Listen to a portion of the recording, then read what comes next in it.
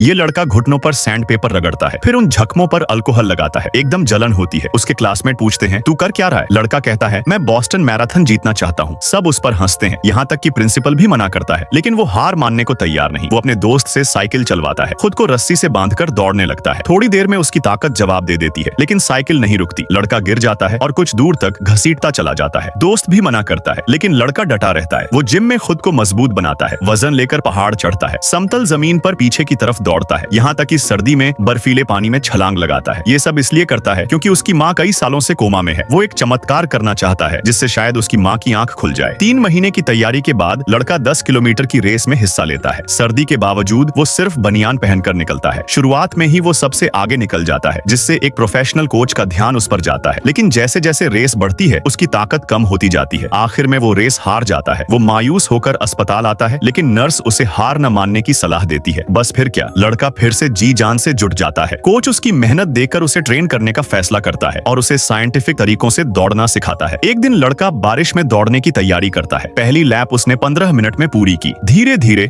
उसकी रफ्तार कम हो रही थी, जिससे कोच को लगा वो हार मान लेगा, लेकिन लड़का रुकता नहीं। वो लगातार दौड़ता रहा और आखिरी लैप 5 मिनट में पूरी करता है। कोच हैरान रह जाता है कि ये कैसे हुआ। हर चीज जो लड़का कर रहा था सिर्फ अपनी माँ के लिए। एक दिन वो माँ के सामने बैठकर दिल से प्रार्थना करता है और फिर बॉस्टन की ट्रेन पकड़ लेता है। मैराथन शुरू होती है और लड़का शुरुआत से ही सबसे आगे रहता है। कोच स्टेडियम में उसका हौसला बढ़ा रहा है। बीच में लड़का दूसरे नंबर पर आ जाता है, लेकिन जैसे ही कोई उसे पीछे छोड़ता है, वो फिर से पकड़ लेता है। आखिरी 200 मीटर बाकी हैं। अब सिर्फ 2 ही लोग दौड़ रहे हैं। स्कूल के सारे बच्चे उसका नाम चिल्ला रहे हैं। सबको एक चमत्कार की उम्मीद है और आखिरकार लड़का फिनिश लाइन पार कर लेता है। वो अस्पताल आता है और मेडल अपनी माँ के हाथ में रखता है और अगले ही पल एक चमत्कार सच में हो जाता है।